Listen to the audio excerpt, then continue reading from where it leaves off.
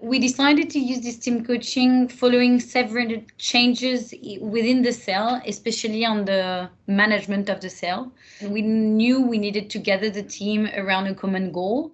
And when we had a cell manager staying for long, we decided to do that.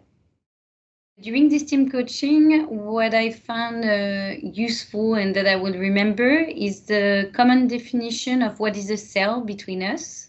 Also, the importance of prioritization, which is what is urgent, what is not urgent, what's important, what's not important to work on. I learned a bit more on the different ways of decision making, and also taking time to know better each members of the cell, and also how each one's perception and way of working.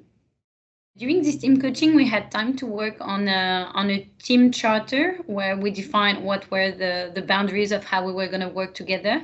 And we also took the time to work on an action plan for each department, shared with the other colleagues. And also in our teamwork as a cell, it was quite useful, for example, with the finger voting system that I think we can use on a daily basis. We had practices before, and I think it changed on the dynamic to be more inclusive in the global management and on operations, to check with every member of the cell what they believe, how they would take that decision, even though we are not always the decision maker, but at least to have the point of view of everyone.